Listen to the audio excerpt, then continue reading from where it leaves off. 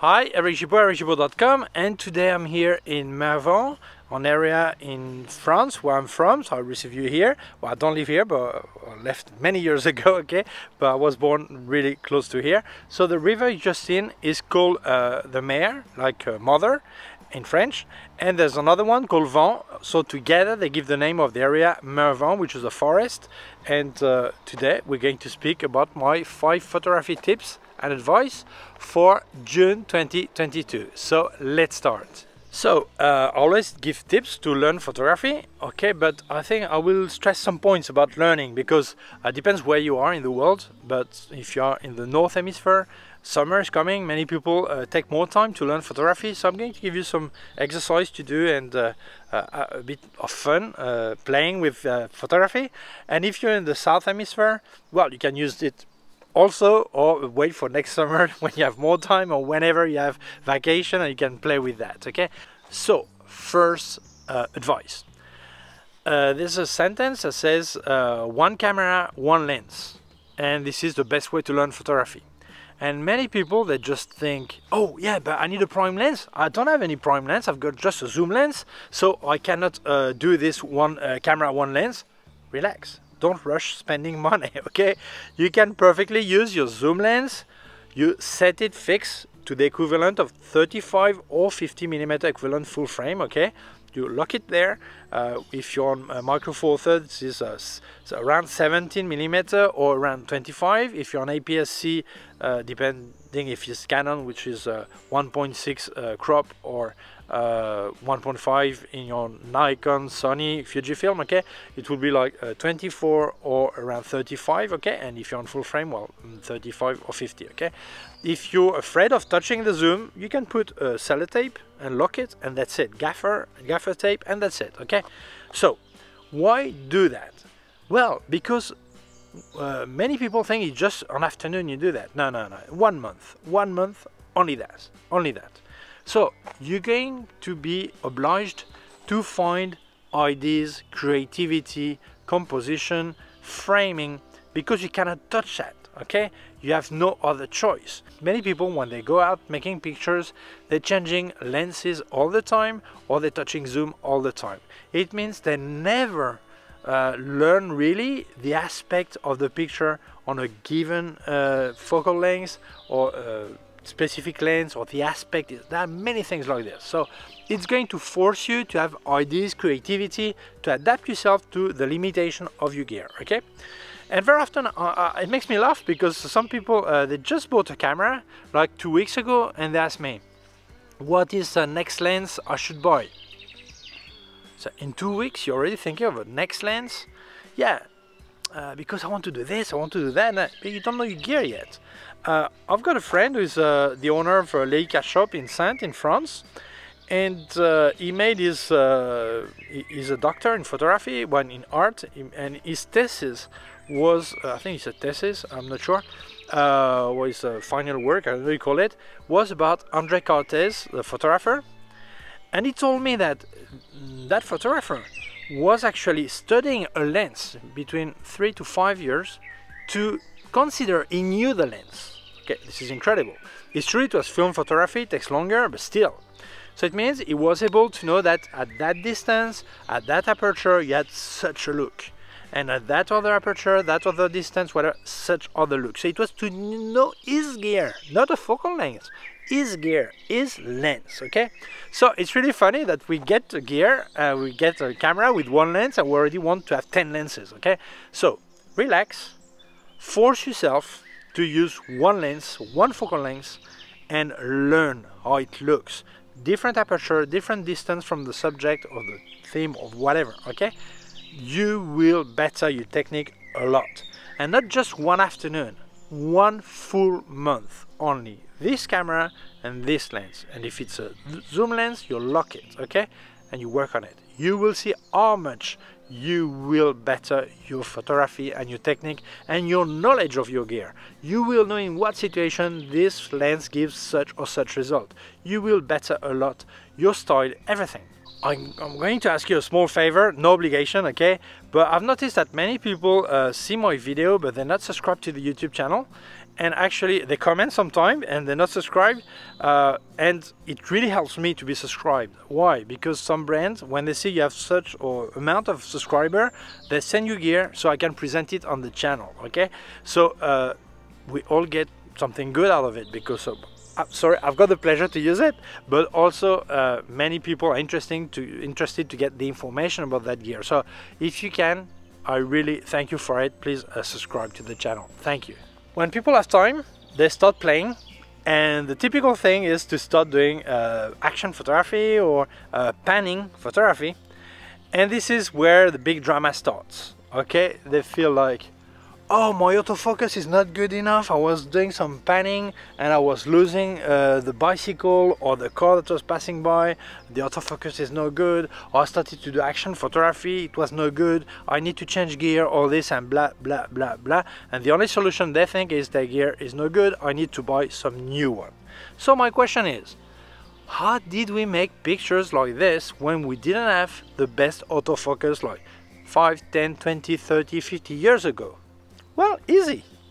You must learn how to pre-focus. What is that? Well, let's say you want to do some panning and the car is passing by, but you can actually know exactly where the car will pass, okay? Or a runner that normally runs, okay, it will run just there, on that line. It's there. So what you do is very easy. You focus where it will be, and then you wait for the person or the car, the subject to be there, and you click. So there are three techniques. The first one is to go manual focus. So you put your camera in manual focusing, you do it, you focus, and then you can follow the subject, and when it's at the right place you want it, you click. That's it. Second option, well, you off press your trigger where it will be. You don't press more because it will make the picture, and you don't lift your finger because then it will refocus after, and then you follow the person or the subject or the car or whatever, and when it's at the right place you finish to press. Third technique, you have a camera that allows you to configure a back button focus. It means you will focus with the thumb, so you just press where it has to be, then you release your thumb, and then it doesn't matter if you touch several times the trigger without pressing fully, but the autofocus is made there. Okay, so then you follow the subject and then you click when it's at the right place. Okay, so when you have time to spend, like during your vacation, play with that, learn how to pre-focus, so you will realize that your camera is still good and you don't have to spend so much money on a very expensive autofocus camera. Okay, the third exercise I think is a great game, is guessing light. Okay, how much light is there around me? A lot, little, but give me the right value. Okay, so you'd look and you say, well, I think this is at, you start easy like 100 ISO, and you decide on a speed, fixed speed, and then you guess the aperture, or the other way around. Say, well, I think this is about this or that. Then you make the picture and you check, or you get your camera in automatic or semi-automatic, like aperture priority or speed priority. Then you point around and you see what it reads. Did I guess right or no? Okay. People say, why do you need that if now our cameras can calculate that? Well, because you're going to save a lot of time when you go to a place and you will pre-configure your camera straight away, almost at the right light. It means when you have time, it doesn't really matter, but let's say you're on the street, you do some kind of reportage and you're gonna make the picture, and you wait for the first one to see if the exposure is right, or you look at the small bar in there and you say, oh, I'm too far. But sometimes you just look at this and you already know that at that speed or that aperture with that ISO, it's impossible to be properly exposed. So you preset before and you don't waste so much time. So it's really useful to learn that. And if you do film photography and you don't have a light meter, you can also guess. Okay, so there's a tip which is called Sunny 16. What is that? When you are on ISO 100 and at 125th of a second, when you point at the sun, it's f16, obviously during the day, not at sunset or sunrise. Okay, on the other side it's f11, and then when you go down, probably f8. Okay, depends on the area. Okay, so when you know these tips, you go guessing even easier. Okay, What's important is some people say, yeah, but I don't want to be on f16. Well, you must learn how to count. You don't want to be on f16 at 1/25th of a second. Well, really easy. You say, I want to be on f8. Well, f16, f11, this is 2 stops, 1 stop, f11, f8, 2 stops. Instead of 1/125th of a second, 1/250th of a second, 1/500th of a second. Same exposure, okay? So it's a very good mental game also. So learn how to guess the light there is around. And if you are with some friends, well, they all guess, and maybe you get a drink or whatever if you guess, or you invite your friends or whatever, okay? So that's really fun game, and it's really useful to be able to estimate the amount of light. Tip number 4, this is really learning, okay? Many people, they want to learn photography, so they read books or they see videos.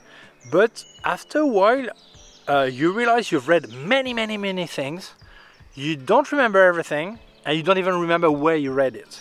And sometimes you start to forget, okay? So I think you must have a way of working that is really similar to the exam we had at school or in university. It's basically create a small card with the important things. So when you have a book, you could obviously use I don't know if you call that this yellow thing to marker you write, but then you have to bring the whole book with you. So what I advise, you get a small piece of paper or a small cardboard, thin, okay, and then you write what's important. Sometimes out of a book, maybe you have 20 ideas that are really important, or sometimes just one, or sometimes the whole book. In this case, well, no way of getting something condensed, okay? But get the important point this way. When you watch a video, same thing. I said the 5 tips, maybe only one is interesting for you.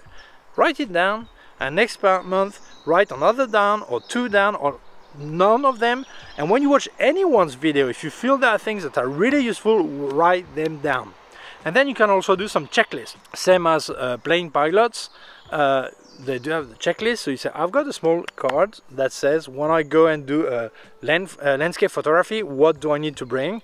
Or when I do well, flash photography, what do I need to bring? And some tips. And you write all this, and you have your small cards, and it's really tip card. It's really fast. So learn how to read and watch video, writing the important points. Okay. Advice number 5, you need to go out of your comfort zone, okay?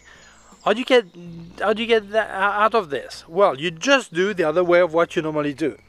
If your comfort zone says, well, I like to do portrait with 75mm, for example, force yourself to do with a 35mm. If you do natural light photography and you say, no, I don't like any flash, I like only natural light. Many people say that because they don't know how to use a flash, okay? Or some people say, no, I just like flash photography because they don't know how to use natural light. So don't find any excuse. Just force yourself to do exactly the other way, the contrary of what you normally do. So why do you need that? Some people will say, yeah, but I don't like that kind of picture. I like that kind of picture I already do, okay? Yes, but it doesn't mean you don't have to know the technique and don't have to have the knowledge. So, because this knowledge, maybe you will use it for the kind of picture you like to do. Let's say you normally do portrait with a 90mm and you force yourself to use a wide angle. But not just once, during some time.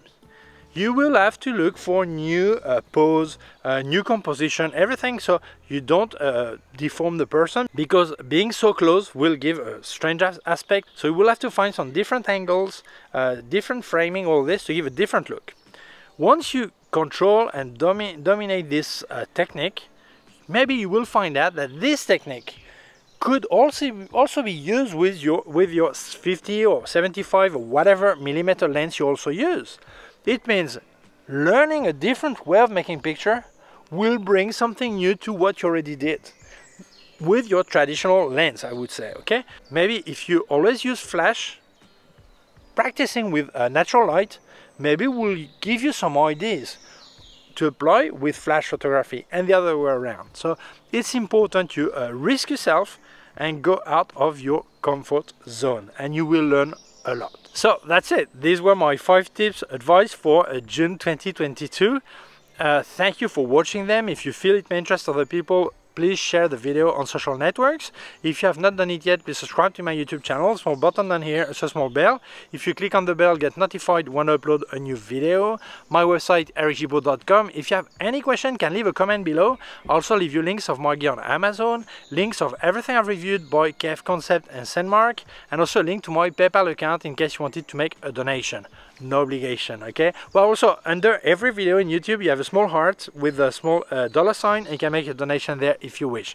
I'll thank you for it if you can. If you can't, I thank you also because you've been watching the video. Okay, so please take care of yourself and see you soon. Bye.